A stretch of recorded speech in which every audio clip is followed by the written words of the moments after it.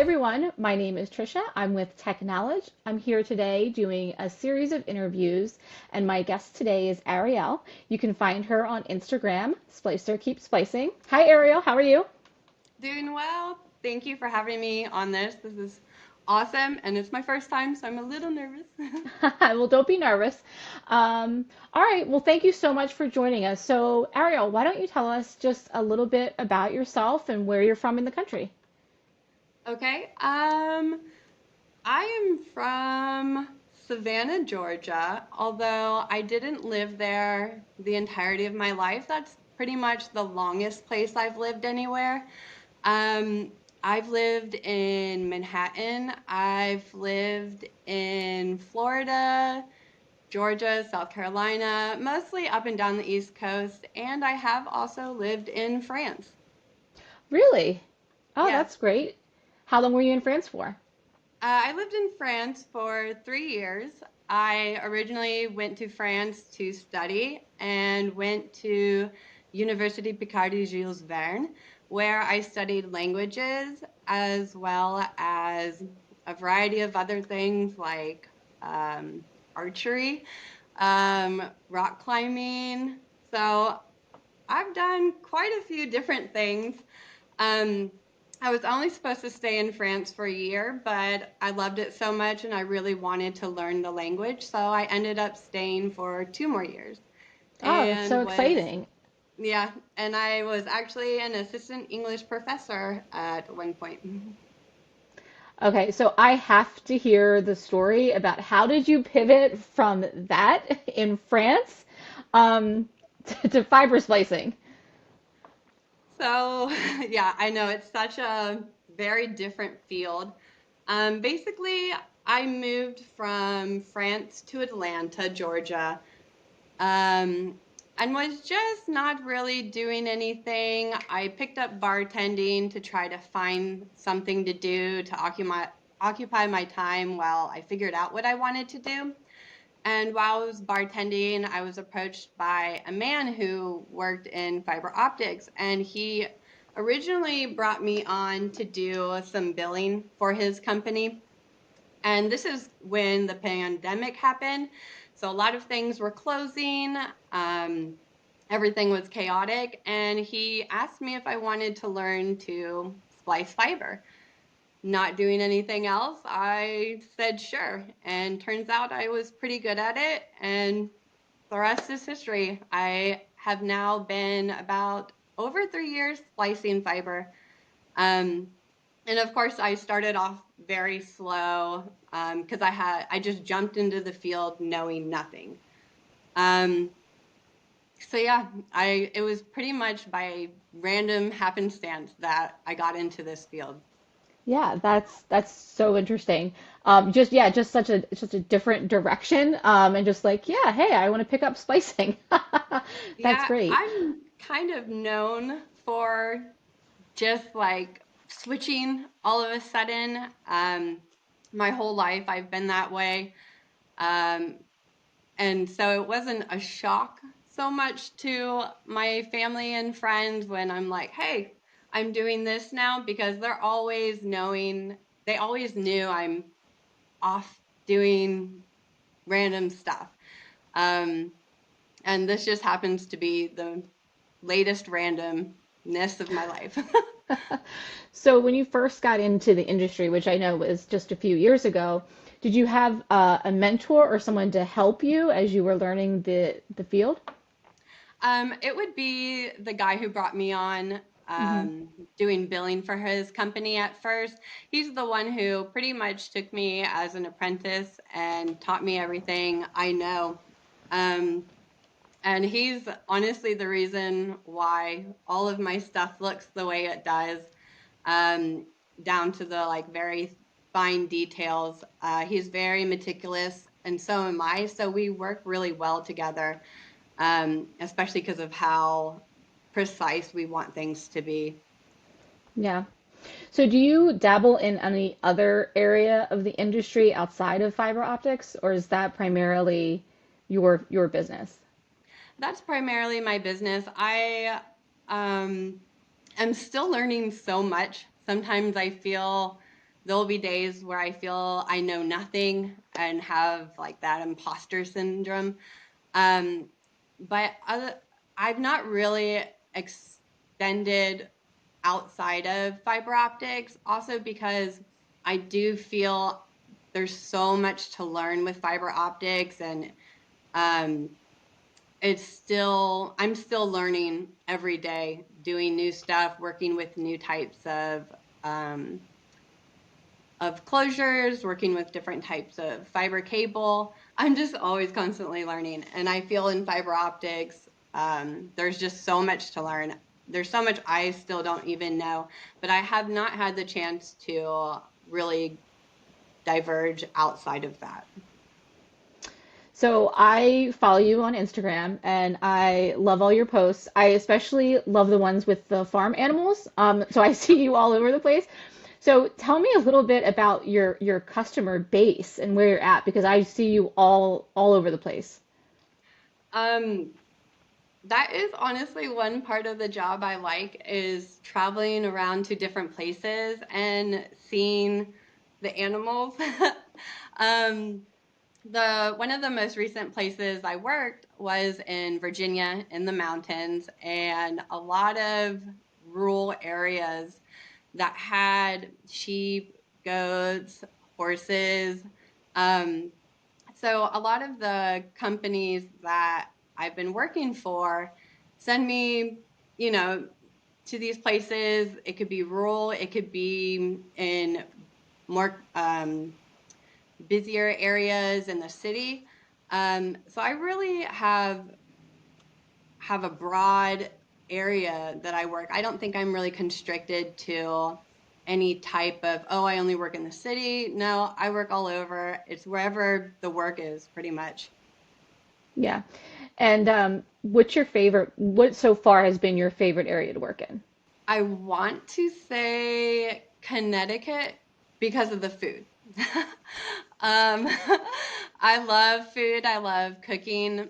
Connecticut surprised me with the the food and the restaurants that I went to.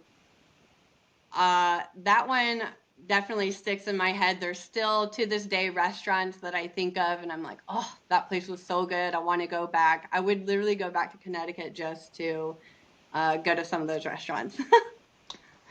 So with the travel, do you find yourself away from home a lot? Oh yeah. Um, I'm pretty much more away from home than I am home. There'll be times where I'll be gone months at a time. Um, there'll be some times where I'm able to take a week or two off, maybe even a month. But for the most part, I just travel, especially when it's further away, because I live currently in Greenville, South Carolina. If it's closer to where I live, sometimes I might make the trip home for the weekend, but for the most part, I'll stay where I'm working and just get an Airbnb or a long-term rental. Okay. All right, and this is because I literally know very little about fiber optics, and I got a little lesson at Thanksgiving from Zach Cordova. He did a fiber splicing class, so that was pretty cool. So, Hmm. where are you? Where are you bringing the fiber into? Like, can you just explain that to me? Like, I have no idea what the foundation is for what you guys are doing and what you're laying. So what I do is fiber to home. All of the fiber that I splice in goes uh, is part of a network that will go to individual homes. I'm not the one who splices it to the home. I'm the person who comes in, and you'll see closures on telephone poles. Um, those are mainly what I work on, or I'll work in central offices, which are huge hubs. And central offices are so cool because they literally have all the connections for like a whole town, or a huge area in a town, um, which is kind of crazy because if anything happened to them, it's like, mm, a lot of people would be in trouble. Um, so yeah, I'm basically the person who comes in and splices fiber, and then there's a person who will come after and hook it up to individual homes. Oh, that's cool. So what do you find the most rewarding part of your job is? Um, I think being able to travel and meet new people, try new restaurants, and kind of just build a foundation for like discovering things that I like that I might not have known about.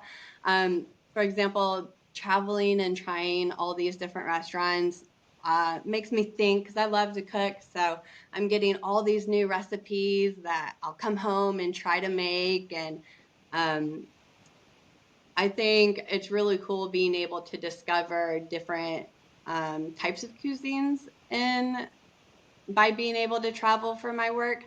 So that probably is one of my favorite aspects of traveling for work and doing what I do.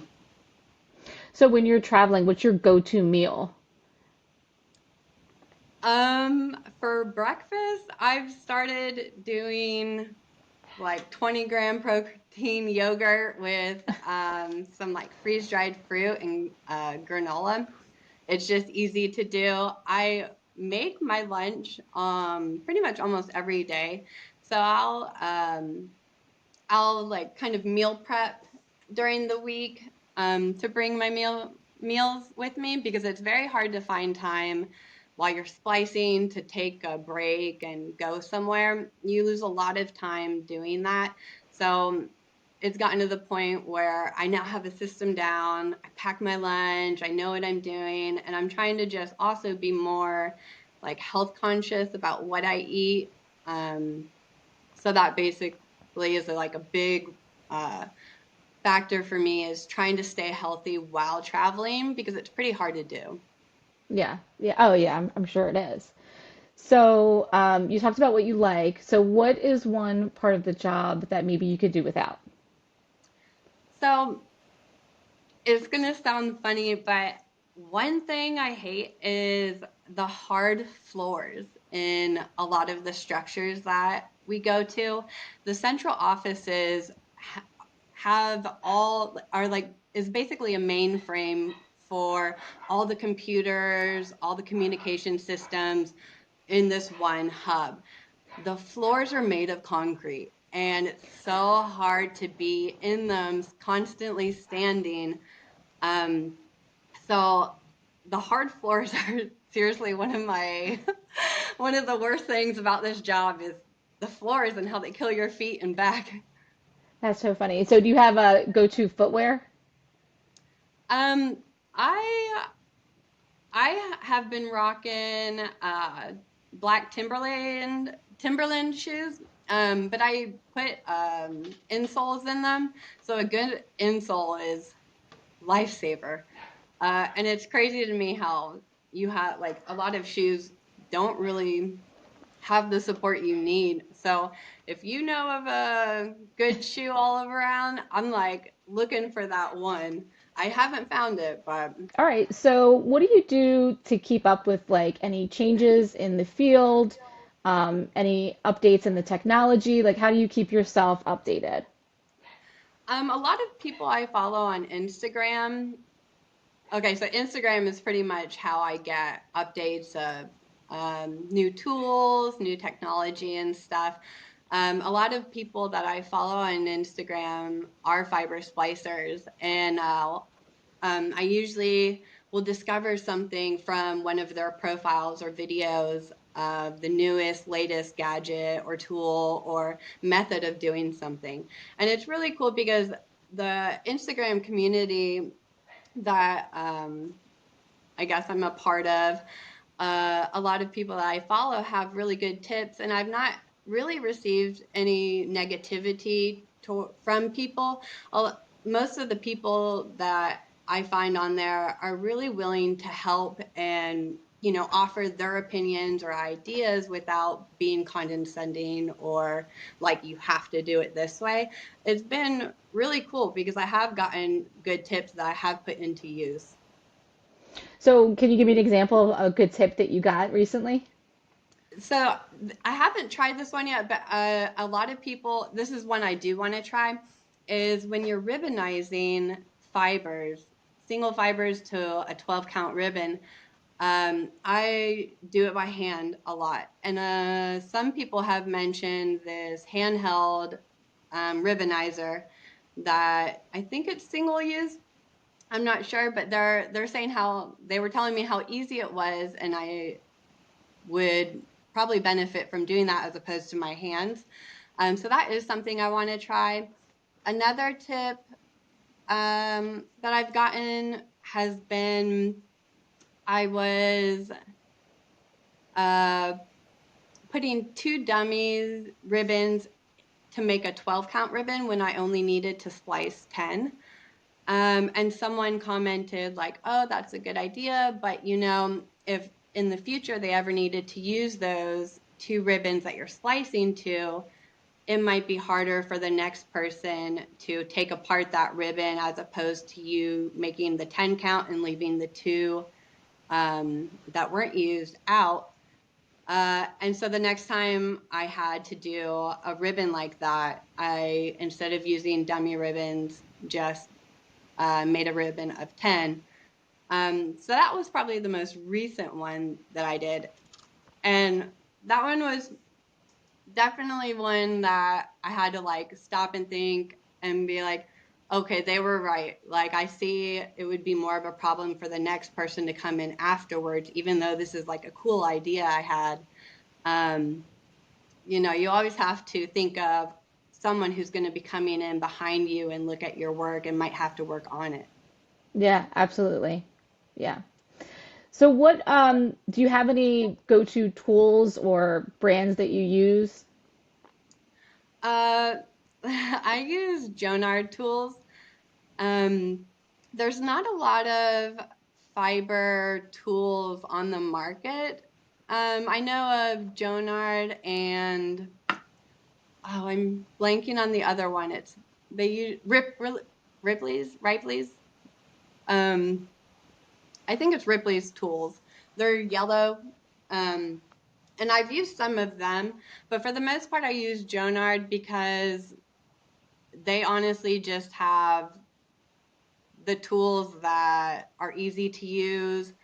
They work, which is really hard to find, like the tools for fiber optics that don't just fall apart after, a couple of uses, or, ones that actually fit the cable you're working for. Jonard has been the one brand I've found that is consistent. Um, but I'm always open to using and learning about new brands. I just haven't really found anything else. Okay, cool. What would you say, or would you say, are there any challenges that you faced in the field being a woman in tech? Um, Besides the obvious being a woman in a man's dominated field, uh, the size of tools and gloves, they're really hard to find for women. Tools and gloves that actually fit my hand um, and work without hurting my hands. I think that is probably one of the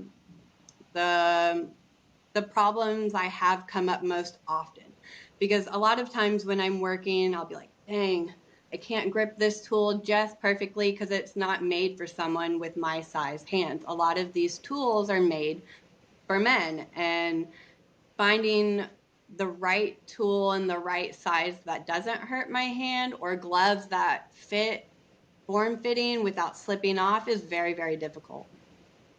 That's actually a really interesting challenge just because it makes sense now that you're saying it, but it's not something like I would have thought of. So Yeah. I think maybe you could start marketing some gloves. No, I really honestly have thought about that, just because it's so frustrating constantly trying to find gloves that fit. And if it fits, oh, it's not the right material. Or if it fits, there's like a huge space at the end of the fingers because it didn't fit my fingers that well. Um, So it's gotten to the point where I literally was like, I just need to make this a brand of gloves just for women. Oh my God. Yeah, that's actually a really, really good idea. Because I mean, obviously there's not a whole lot of women in technology. It's definitely a male-dominated field, but Hmm. there are women out there, and I'm sure that would be appreciated. Yeah. Yeah. What advice would you give to another woman thinking about getting into the industry? Um, I would say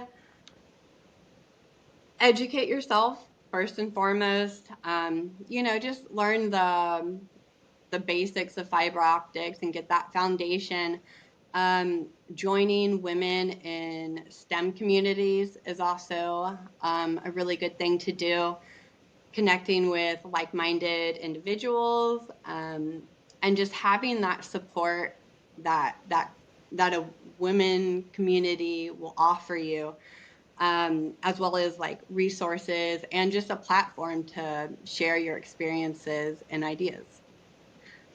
Also, seeking a mentorship, especially in fiber optics, it's very hard to just jump in without knowing someone. That's probably one of the questions I get asked the most is, how in the world did you get into fiber optics? And it's because I got lucky and I had someone who wanted to teach me. So establishing connections is a big factor in learning fiber optics. Yeah. Are there any particular groups either on LinkedIn or Instagram that you would recommend somebody check out? Um, so I don't have a LinkedIn actually. That's on my to-do list to make. But there is this really good uh, website or foundation. It's the Fiber Optic Association Incorporated, or FOA. And they have a website, fiberu.org, and it has free online learning resources for anyone who's interested in fiber optics. Um, I think I heard about this. I want to either say through Reddit or Instagram, someone had posted that about being a resource they use to kind of understand fiber optics. And it does have a lot of awesome resources, and it is free. And I believe they even have links for certifications. Also, they have resources about testing as well with fiber optics. So that's a really good place for someone to start, is just start researching and figuring out what aspect of fiber optics they would want to go into. That's great. Actually, and speaking of free and resources, so we are planning for our upcoming Tech Fest in May, in Nashville, May 2nd and 3rd. Keep me Mm-hmm. honest, yes. Um, and so Ariel, you are actually helping us plan some fiber optic education plan for the event. So I know you're just starting, but tell us a little bit about what that might look like at the event. Um, so basically, a lot of people don't know what fiber optics is or how to really define it. So with that being said, I kind of wanted to have an intro video that explains in layman's terms what fiber optics is and how how it's being used.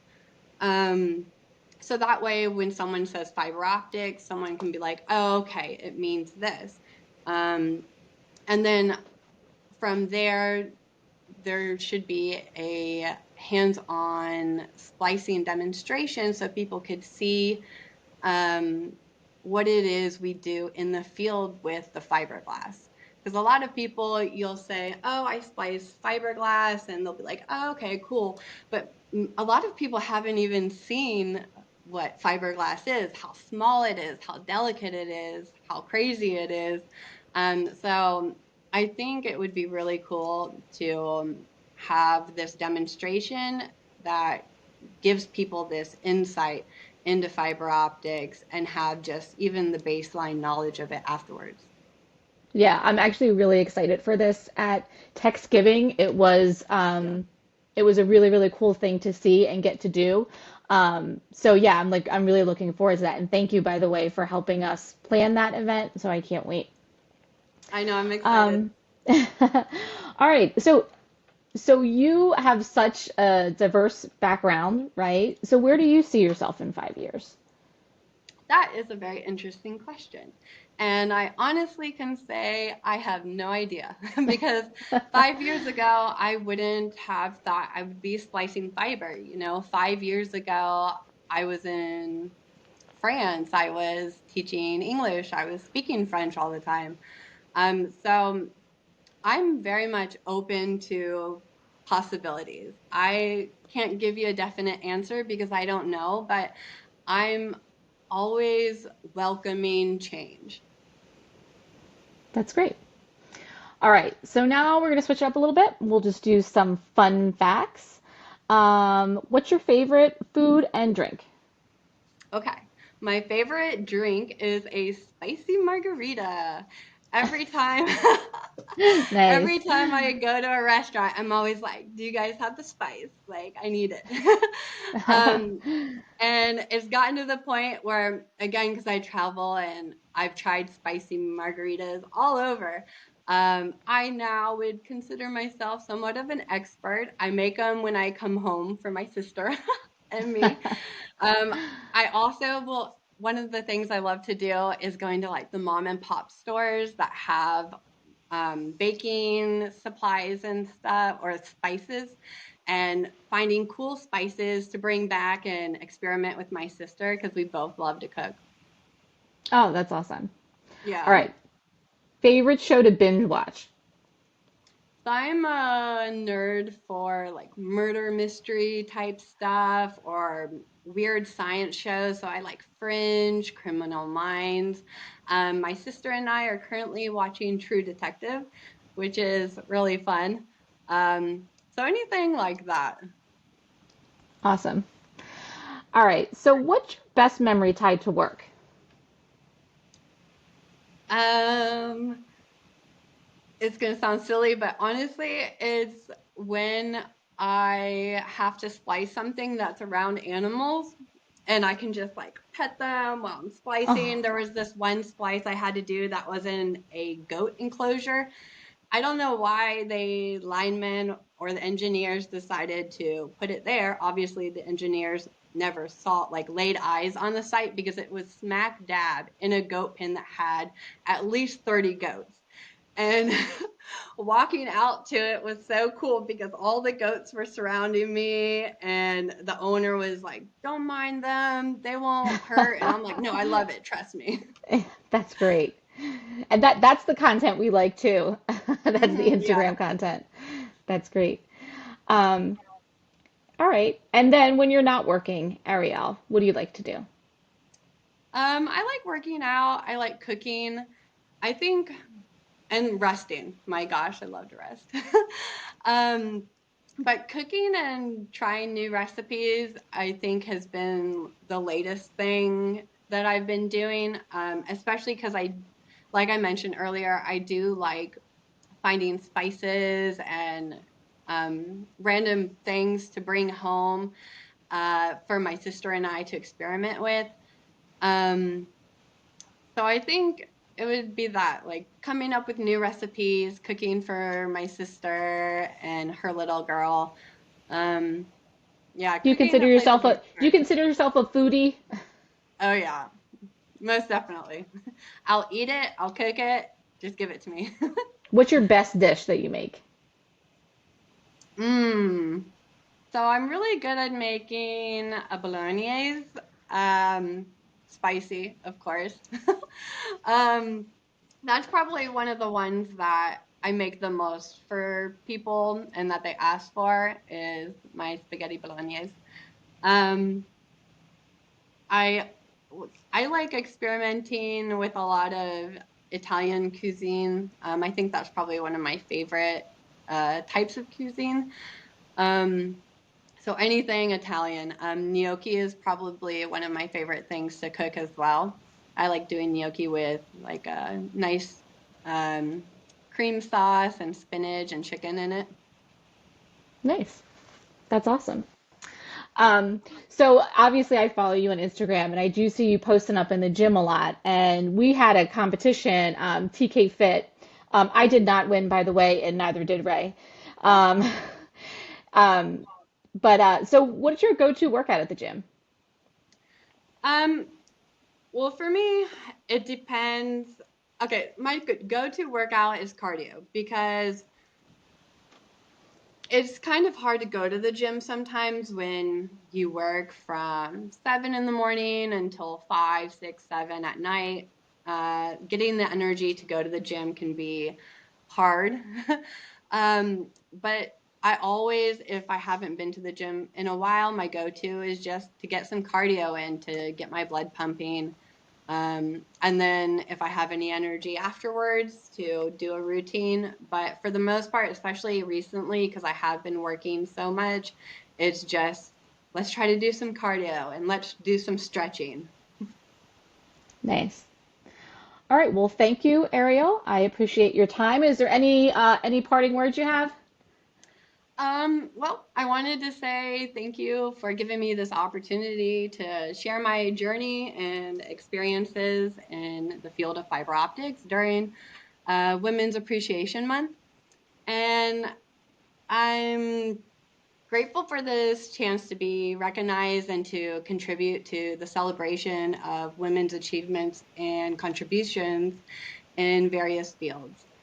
I think that's really awesome what you guys are doing. And I wanted to say thank you to you for conducting this interview and providing a platform to highlight the importance of diversity and representation. I think it's really crucial that we continue to empower and support women in STEM and break barriers and inspire the next generation. So, with that, I think I will say Happy Women's Appreciation Month, everyone. Great. Thank you so much, Ariel. And I look forward to collaborating with you in the future. I'll touch base with you in Slack. And, again, and thank you so much for helping with Tech Fest this year. I think it's going to be really exciting, the Fiber Lab. Yes. Thank you so much. Thank you.